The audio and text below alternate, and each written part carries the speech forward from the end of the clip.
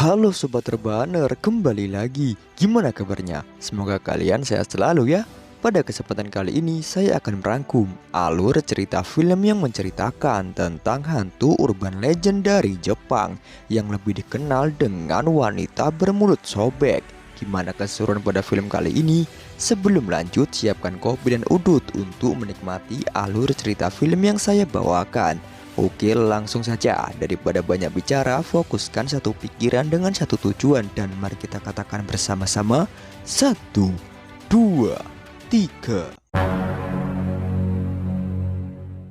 Film diawali dengan diperlihatkan latar pada tahun 1978 di sekolahan Jepang, di mana ada seorang gadis yang bernama Mazumi yang sedang ditembak oleh seorang pria yang mengincarnya. Namun Mazumi tidak menerima cinta pria tersebut. Ketika kelas olahraga, di sini Mazumi tengah memandangi pria idamannya. Dan ketika pulang di dalam bis, ia masih menatap pria tersebut. Beralih di sebuah peternakan ayam, ada seorang kakek tua yang didatangi oleh seorang pria yang bernama Suzuki. Suzuki menawarkan kerjasama terhadap orang itu, dan pria itu langsung mensetujuinya. Lalu pria tersebut pun memberikan sebuah oleh-oleh dikarenakan anak dari kakek tua itu akan menikah. Dan ternyata putri dari bapak tua itu bernama Sachiko. Beralih di rumah kakek tua, ternyata orang itu adalah ayah dari Mazumi. Mereka adalah keluarga sederhana di mana ada ibu dan 3 orang anak yang bernama Mazumi, Sachiko, dan juga Zuki. Keesokan harinya, Mazumi diberikan sebuah kertas oleh temannya yang isinya adalah daftar orang yang mencintai pangeran idamannya. Ketika pulang di sini, Mazumi terus saja melihati pangeran impiannya yang kita sebut saja si Joko. Karena Mazumi ingin berbicara dengan Joko, ia pun mendekatinya. Hingga mereka terus berbicara, di sini Mazumi tidak menyadari kalau bisnya hanya ada mereka berdua. Oleh karena itu, ia pun malu dan lari terbirit-birit.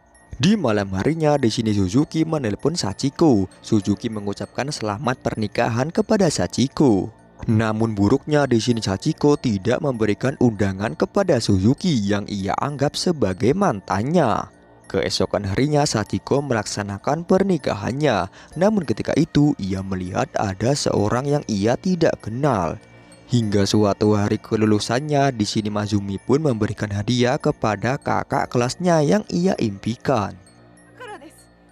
Kakak kelasnya pun memberikan hadiah yang sama kepada Mazumi. Namun hadiah itu hanyalah sebuah kancing baju. Namun karena sudah jatuh cinta, Mazumi yang diberikan kancing itu pun merasa sangat bahagia. Malam harinya ketika Mazumi tertidur, ia mendengar suara langkah kaki. Ketika ia menoleh, ia langsung diguyur dengan air keras yang membuat teriakan Mazumi membangunkan ibunya. Ketika ibunya mendekati, ia pun ditabrak oleh Suzuki. Dan dengan santainya di sini Suzuki menanyakan keberadaan Sachiko. Dan tiba-tiba di sini Suzuki pun langsung menghujamkan pisau yang mengenai mulut ibu Mazumi. Tak sampai di situ, ketika ia akan menikam ibu Mazumi, tiba-tiba ada suara tembakan yang berasal dari ayah Mazumi. Sebelum kematiannya, di sini Suzuki pun mengatakan kenapa Sachiko tidak memilih dirinya. Mendengar hal itu, ayahnya pun langsung menembak kepalanya hingga mereka berdua pun tewas. Atas insiden itu, Mazumi mengalami luka yang sangat parah pada kondisi wajahnya. Hingga ketika ia diajak bertemu oleh Joko, ia pun tidak ingin bertemu karena ia takut ketika Joko melihat wajahnya. Hingga Mazumi pun memberanikan diri untuk datang ke sekolahan. Namun ketika ia sampai di sekolahan, ia harus terkena bulian. Ketika Mazumi akan masuk kelas, ia mendengar siswa yang membulinya dan ia pun langsung menghajarnya.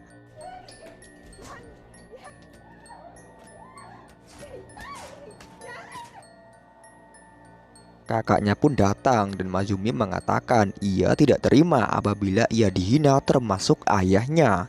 Namun sang kakak menyarankan Mazumi untuk lebih tenang dalam kondisi seperti ini dan biarkanlah saja mereka.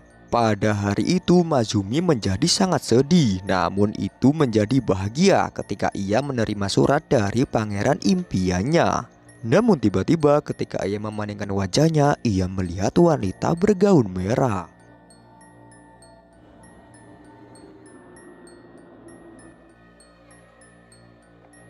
Ketika sampai di rumah, Mazumi pun membaca surat itu dan keesokan harinya ia pun membalas suratnya.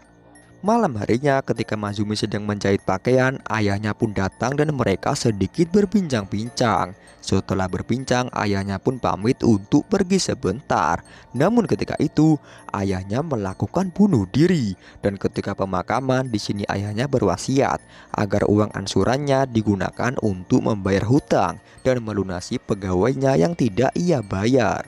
Keesokan harinya ketika Mazumi datang ke sekolahan, ia pun sudah terbiasa dengan bulian. Dan ketika ia melihat di papan tulis ada gambar wajahnya dan tulisan wanita mutan, ia pun tidak lagi memperdulikan hal itu. Di sini ia semakin sakit hati ketika teman akrabnya yang kini telah menjauhinya. Bukan hanya itu, ternyata pangeran impian Mazumi sudah mempunyai pacar baru di Tokyo. Malam harinya ketika Mazumi sedang bercermin, ia pun melihat wanita bergaun merah. Namun ketika ia melihat ke belakang, wanita itu tidak ada. Mazumi lalu menelepon Zuki untuk segera pulang dikarenakan Sachiko pulang terlambat. Ia pun langsung menutup pintu rumah, namun ia melihat wanita bergaun merah. Karena ketakutan ia pun masuk ke dalam, namun tiba-tiba wanita bergaun merah itu mendekatinya. Saat mendekati ternyata itu adalah kakaknya yaitu Zuki. Keesokan harinya ketika mereka sedang makan bersama, mereka melihat dari televisi tentang kematian dua gadis remaja. Berita tersebut mengabarkan bahwa gadis tersebut ditikam oleh wanita bergaun merah yang menggunakan gunting. Mazumi yang mendengar hal itu pun hanya bisa terkaget karena dua gadis itu adalah teman akrabnya dulu. Keesokan harinya Mazumi pun datang ke pemakaman temannya. Ketika akan pulang, Mazumi bertemu dengan Joko, lalu ia pun mengajaknya untuk bertemu keesokan harinya. Ketika mereka bertemu, di sini Joko mempertegas hubungan mereka bahwa Joko menganggap Mazumi sebagai adiknya saja. Dan dulu ketika Joko memberikan kancing itu kepada Mazumi, itu bukanlah kehendaknya namun suruhan temannya. Mendengar hal itu, Mazumi mengatakan, "Apakah engkau tidak memilihku karena wajahku yang buruk?" Joko pun menjawab bahwa ia tetap saja cantik seperti biasa. Namun ketika Mazumi membuka masker, ternyata Joko pun merasa terkejut.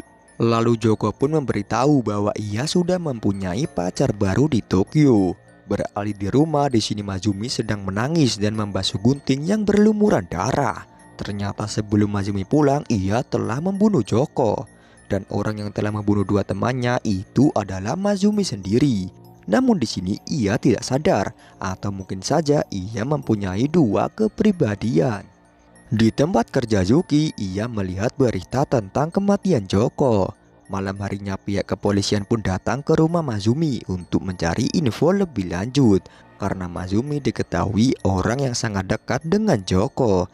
Namun Mazumi mengatakan bahwa ia tidak mengenal Joko sama sekali. Di tempat kerja Zuki, ia berpamitan kepada bosnya untuk pulang awal dikarenakan ia tidak enak badan.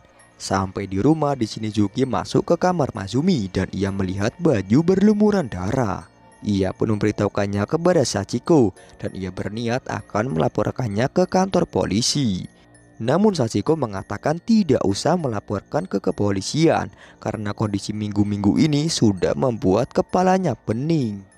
Ketika mereka sedang makan, di sini Mazumi pun mengeluarkan gunting besar dari dalam tubuhnya. Namun ketika ia minum jus, tiba-tiba Sachiko pun meminta maaf kepada Mazumi karena ia sudah memasukkan racun tikus ke jus Mazumi. Seketika Mazumi pun tergeletak dan ketika Sachiko mendekati Mazumi, ia pun terkena gunting dari tenaga Mazumi yang masih tersisa. Mereka langsung membersihkan berkas darah agar tidak ada bukti pembunuhan dan di malam harinya mereka berdua menguburkan mayat Mazumi. Ketika Zuki sedang berada di tempat kerja, ia pun didatangi oleh Mazumi. Ketika ia akan meminta maaf kepada Mazumi, tiba-tiba Mazumi pun menghempaskan guntingnya yang membuat Zuki pun tewas.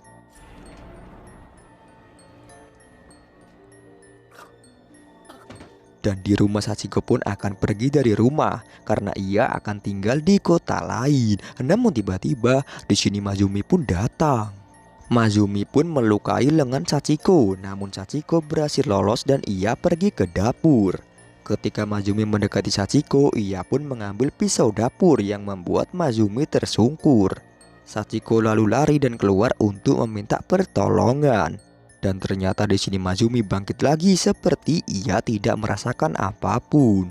Namun ketika Sachiko berada di tempat yang sepi, ia pun langsung ditusuk oleh Mazumi yang membuat ia pun tewas.